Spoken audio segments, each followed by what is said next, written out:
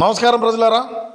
మన పార్టీలో సంఘ సంస్కర్తగా పేరు పొందినటువంటి చాలా సీనియర్ నాయకురాలైనటువంటి లక్ష్మీ పార్వతి గారి ఆధ్వర్యాన మరి ఏబిఎన్ ఛానల్ ముట్టడి, ఏబిఎన్ ఛానల్ దగ్గరికి పోయి నిరసన తెలియజేస్తున్నారు మన పార్టీకి సంబంధించినటువంటి వాళ్ళందరూ కూడా. సరే, వీళ్ళందరూ కూడా ఆడికి ఎట్టపోయినారు ఫిలిం నగర్కి, ఏంది విషయం, ఏంది కథ అంటే లక్ష్మీ పార్వతి గారి ఆధ్వర్యంలో జరుగుతుంది ఇదంతా కూడా అని మన పార్టీకి సంబంధించినటువంటి వ్యక్తులే, మన పార్టీకి సంబంధించినటువంటి కీలకమైనటువంటి నేతలే మాట్లాడుకుంటున్నారు. లక్ష్మీ పార్వతి గారికి ఈ పని అప్పచెప్పినారు. లక్ష్మీ పార్వతి గారి ఆధ్వర్యంలో అంబటి రాంబాబు, అదేవిధంగా మాజీ ఎమ్మెల్యే ఆయన శ్రీకాంత్ రెడ్డి, రాయచోటి మాజీ ఎమ్మెల్యే, అదేవిధంగా ఇంకొక ఆయన కాళ్ళు చక్కగా ఉండే ఆయన, కాళ్ళు చోట్లు ఉండే ఆయన, ఇంకొక ఆయన ప్రస్తుత ఎమ్మెల్యే, వీళ్ళందరూ కూడా లక్ష్మీ పార్వతి గారి ఆధ్వర్యంలో సూపర్ సక్సెస్ చేసే రకంగా ముందుకు పోయి అక్కడికి పోయి మరి లక్ష్మీ పార్వతి గారి మరి సూచనల మేరకు, ఆమె సలహాల మేరకు, ఎందుకంటే ఆమె చాలా మరి దాన్ని ఏమంటారు, చాలా అనుభవజ్ఞులు కాబట్టి మరి ఆమెను ముందు పెట్టి మరి యొక్క నిరసన కార్యక్రమాన్ని చేసేటువంటి తరుణంలో మరి అక్కడ ఒక అంబులెన్స్ వచ్చా ఉన్నది. అంబులెన్స్ కూడా దారి కింద వాళ్ళు ఏ విధమైనటువంటి నిరసనలు చేసినారు. అపోలో హాస్పిటల్ ఉండేది ఆ దగ్గరే కదా, మరి ఆ దగ్గరనే మరి అంబులెన్స్ వచ్చింది. అంబులెన్స్ కన్నా మనం దారిద్దాం అనేటువంటి సోయ కూడా లేకుండా మరి ఏ విధమైనటువంటి నిరసనలు చేస్తున్నారు. మరి నిరసనలు చేయాలంటే మనం ఎన్నో రకాలుగా చేయొచ్చు.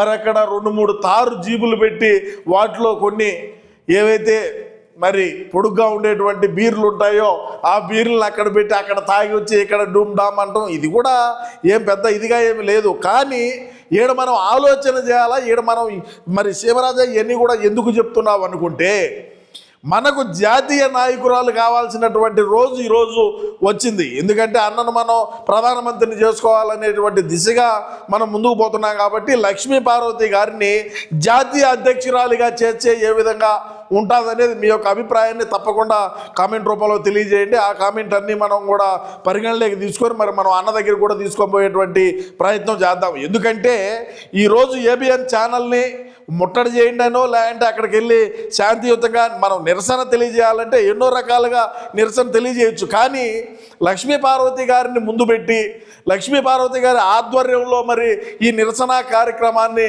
చేపడితే ఏ విధంగా ఉంటుందని చెప్పి మనం మిల్లెట్ గారు ఆలోచన చేసి ఆమెకు ఇవ్వడం, ఆమె ఇచ్చిన దాన్ని ఏ విధంగా రక్తి కట్టించింది అంటే, ఎందుకంటే ఈమె హరికథలు చెప్పేటువంటి నైజం కదా, ఆ హరికథలు చెప్పేటువంటి దాంట్లో నుంచి కథలు బ్రహ్మాండంగా కథలుగా చెప్తుంది. ఎందుకంటే హరికథల్లో ఒక 2 గంటల పాటు స్టేజ్ మీద ఎక్కి చెప్తానే ఉండాలా, చెప్పిందంతా ప్రజలు నమ్మాలా. ఆ కింద ఉండేటువంటి వాళ్ళు తప్పట్లు కొట్టారంటే హరికథ బాగా చెప్పినట్టు.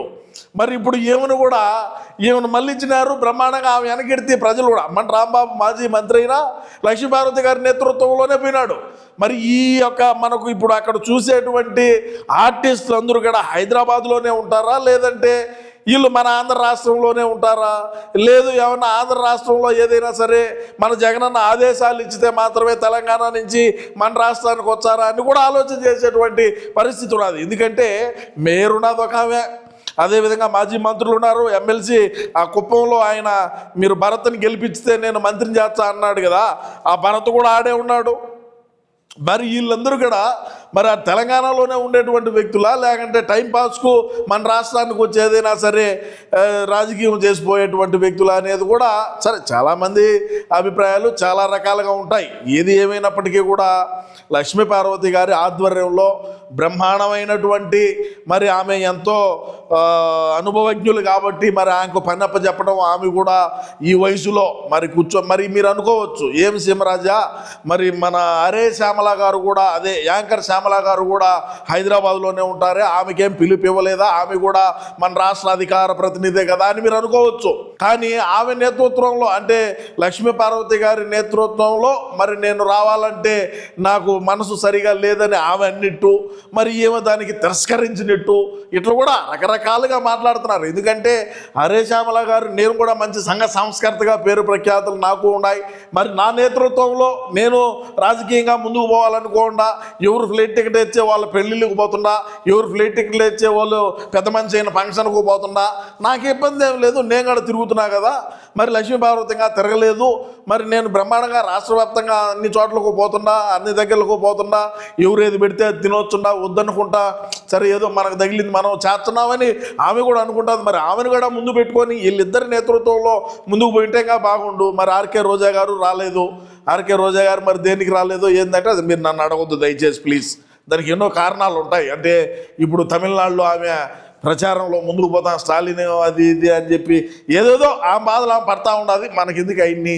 ప్రస్తుతానికి జరిగేటువంటి పనులు ఏందిరా అంటే, మనకు ఇక ప్రధానమంత్రిని అన్న అయిపోయినట్టే. కుర్చీ మనం కుర్చీ తెచ్చుకున్నాం, పెవికి తెచ్చి వేసుకొని కూర్చుంటే గట్టిగా దృఢ సంకల్పంతో ఉంటుంది. ఎందుకంటే ఈరోజు లక్ష్మీపార్వతి గారికి ఎంత స్పందన వచ్చిందంటే, మరి ఆమె నేతృత్వంలో ఈ విధంగా ర్యాలీలు చేయటం, మరి ఎక్కడెక్కడి నుంచో మనం పెయిడ్ బ్యాచ్ని తెచ్చుకున్నాం గతంలో, మరి ఎవరు అక్కర్లేదని కూడా మనకు అనిపిస్తూ ఉన్నది. ఎందుకంటే ఈమెకు ఉండేటువంటి అనుభవం ఏమి సామాన్యమైన అనుభవం కాదు.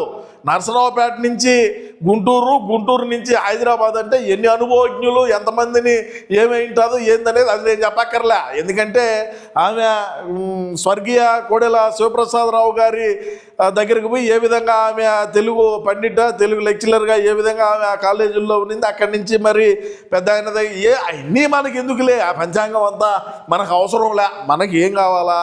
మనకి జాతీయ అధ్యక్షురాలిగా మనం లక్ష్మీపార్వతి గారిని ప్రకటించుకున్నామంటే, మరి దీనెక్క కొడుకు ఇప్పుడు ఏబిఎన్ మీద పోయింది, రేపు దాని మీద పోతుంది. మనం ఎక్కడికి పంపించే డీజిల్ కొట్టి 250 రూపాయలు లెక్కించినామంటే పొద్దున్నే టిఫిన్కి 50, మధ్యాహ్నం భోజనానికి ఒక 50, రాత్రి భోజనానికి ఒక మిగతాది ఉండిందనుకో, తిరుగుతూ ఉంటుంది.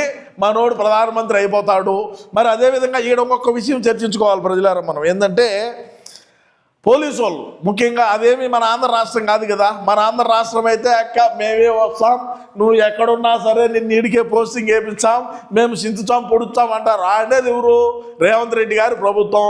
మరి రేవంత్ రెడ్డి గారు మరి అక్కడేం మాట్లాడలేకపోతున్నారు. లేకుంటే మనోళ్ళేమి పుష్పాలేం కాదు, బ్రహ్మాండంగా మాట్లాడతారు. ఎందుకంటే లక్ష్మీపార్వతి గారికి కూడా తెలుసు రేవంత్ రెడ్డి గారి ఆలోచన, రేవంత్ రెడ్డి గారి పనితీరు, రేవంత్ రెడ్డి గారి గవర్నెన్స్ ఏ విధంగా ఉంటుందనే నాకు తెలుసు కాబట్టి ఆమె కూడా ఏం మాట్లాడుకుంటా వెనకలు ఉండే వాళ్ళకి తెలియదు కదా పాపము, వాళ్ళతో మాట్లాడిచ్చాంది పోయేది వాళ్ళు కదా. అందుకని ఇటువంటి తెలివి, ఇటువంటి ఆలోచన విధానం, ఇంత మేధాశక్తితో ఉండేటువంటి లక్ష్మీపార్వతి గారి అధ్యక్షతన ఈరోజు మనకు ఏబిఎన్ కార్యాలయాన్ని, ఏబిఎన్ ఛానల్ ఆఫీస్ని మరి ముట్టడించి, అదే అక్కడ పోయి నిరసన తెలియజేయడమో ముట్టడించడము, మరి అగిపెట్టుంటే ముట్టదిచ్చురేమో, ఎందుకంటే మనోళ్ళు లీటర్లు వాడతాడు కాబట్టి అందుకని చెప్పి అన్నా ముట్టడి లేదో ఎన్నో రకరకాలుగా జరుగుతూ ఉంటుంది. సరే ఏది ఏమైనప్పటికీ మనం నిరసన కార్యక్రమం చేస్తున్నావా లేకంటే ఇంకొకటి చేస్తున్నావా అయినప్పటికీ ఆడేటువంటి గొర్రెలకు, ఆడేటువంటి తపేలం బ్యాచ్కి ఏం చెప్పదలుచుకున్నానంటే,